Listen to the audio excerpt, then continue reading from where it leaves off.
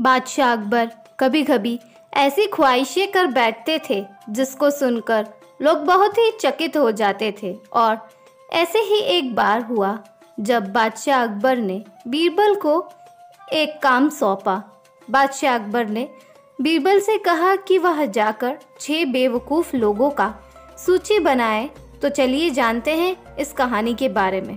एक बार बादशाह अकबर दरबार में बैठे हुए थे और वहाँ अपने लोगों से कह रहे थे, मैं बहुत ही ज़्यादा खुशनसीब हूँ जो हमारे पास इतने समझदार और होनहार लोग हैं। ऐसा होना भी चाहिए क्योंकि राजपाट चलाने के लिए समझदार और होनहार लोगों की आवश्यकता ज़रूरी पड़ती है। लेकिन हमने आज तक यह नहीं जाना कि हमारे देश में सबसे बेवकूफ़ लोग कौन हैं। हमारी इच्छा हो रही है कि हम उन लोगों के बारे में भी जानें जो हमारे यहाँ एक देश में सबसे ज़्यादा बेवकूफ़ हैं। इसीलिए मैं चाहता हूँ कि हम इन लोगों का पता लगाएं जो यहाँ सबसे ज़्यादा बेवकूफ़ हैं। यहाँ सुनकर बादशाह अकबर ने बीरबल से पूछा, बीरबल, क्या तुम यहाँ काम कर पाओगे? जी हाँ हुजूर, मैं यहाँ काम कर सकता हूँ, लेकिन मुझे करना क्या होगा, आप मुझे ज़रा विस्तार में बता सकते हैं? बीरबल ने बादशाह अकबर से कहा, तुम्हें जाकर 6 ऐसे लोगों की सूची बनानी है जो सबसे ज़्यादा बेवकूफ़ है, जिसे हम पागल कह सकते हैं। जाओ और इन लोगों का पता लगा कर आओ। मैं तुम्हें 1 महीने का समय देता हूँ। मैं समझ गया जहाँपना, लेकिन मुझे यह पता लगाने के लिए 1 महीने का समय नहीं लगेगा। मैं उससे बहुत ही जल्द इस काम को कर दिखाऊंगा। यह कहकर बीरबल दरबार से निकल पड़े। उन्होंने अपना घोड़ा लिया और उस पर सवार होकर महल से बाहर निकल पड़े। जब वे रास्ते पर थे तब उनके दिमाग में एक सवाल बार बार उठ रहा था कि आखिरकार वह 6 सबसे बेवकूफ़ लोगों के बारे में कहाँ से खोजूंगा। उनके सामने एक आदमी गधे पर बैठे हुए उनकी ओर आ रहा था और उसके सर पर घास का गुच्छा रखा हुआ था। यह देखकर बीरबल ने सोचा कि इससे बात की जाए। तब उन्होंने उस व्यक्ति को आदेश दिया, रुको ज़रा, यहाँ आओ, तुम्हारा नाम क्या है?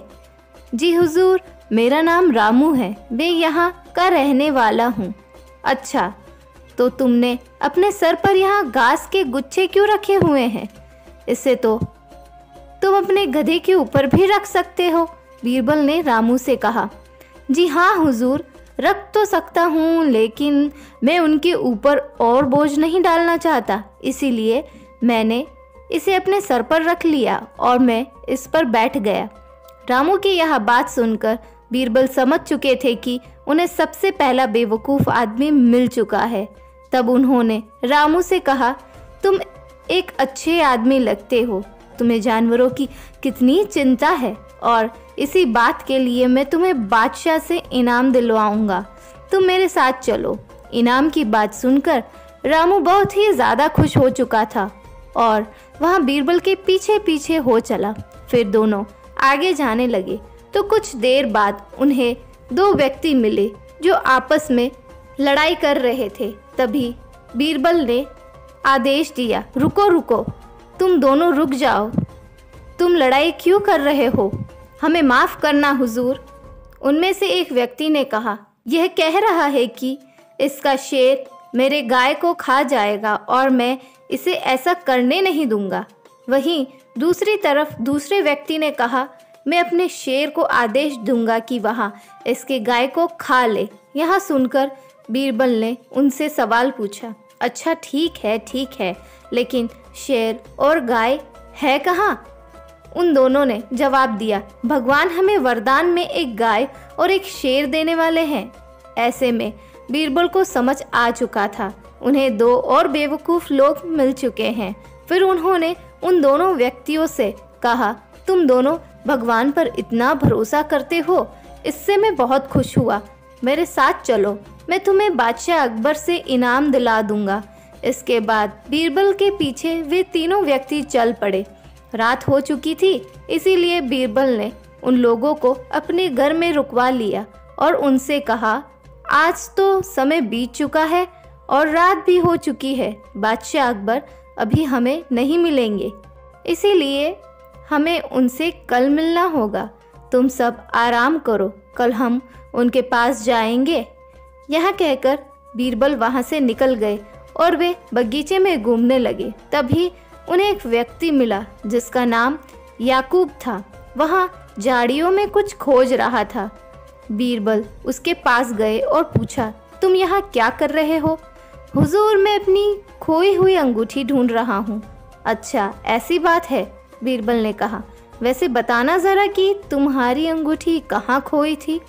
फिर उस व्यक्ति ने बीरबल से कहा, क्या आपको दूर बड़ा सा पेड़ दिखाई दे रहा है? मेरी अंगूठी उस पेड़ के नीचे ही खो गई थी, लेकिन वहाँ पर अंधेरा है, इसलिए मैं यहाँ आकर रोशनी में अपनी अंगूठी खोज रहा हूँ। यहाँ सुनकर बीरबल को उनका चौथा बेवकूफ़ आदमी भी मिल गया। उन्होंने उस व्यक्ति से कहा, तुम चिंता मत करो, मैं बादशाह अकबर से कहकर तुम्हें नई अंगूठी दिलवा दूंगा। यहाँ सुनकर वह व्यक्ति बहुत खुश हुआ और बीरबल के साथ चल पड़ा।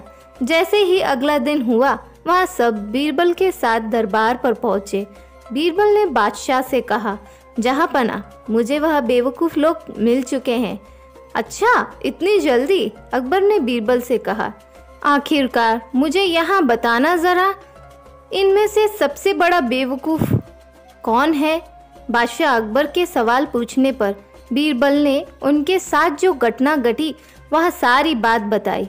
बीरबल की इन सब बातों को सुनकर बादशाह अकबर मान गए थे कि वह चारों सचमुच में बहुत ही बड़े बेवकूफ़ हैं। लेकिन बादशाह अकबर ने 6 लोगों की सूची बनाने के लिए कहा था, वहाँ तो सिर्फ 4 लोग ही थे। ऐसे में बादशाह अकबर ने बीरबल से पूछा, बीरबल, मैंने तो तुम्हें 6 लोगों की सूची बनाने को कहा था, लेकिन यहाँ तो सिर्फ 4 ही लोग हैं, बाकी के 2 कहाँ हैं? हुजूर, यहाँ 6 बेवकूफ़ मौजूद हैं, 4 यहाँ खड़े हुए हैं और 5वां बेवकूफ़ तो मैं हूँ जो इन बेवकूफ़ों को खोजने निकला था, बीरबल ने कहा। यह बात सुनकर बादशाह हंसने लगे और फिर उन्होंने कहा, अच्छा, और वह छठा आदमी कौन है जो सबसे बड़ा बेवकूफ़ है? माफ़ करना हुजूर, बीरबल ने कहा, वह छठवां बेवकूफ़ व्यक्ति आप हैं जिन्होंने यह आदेश दिया था। बीरबल की यह बात सुनकर बादशाह अकबर और ज़ोर ज़ोर से हंसने लगे। फिर इसके बाद पूरे दरबार में मौजूद सारे लोग ज़ोर ज़ोर से हंसने लगे।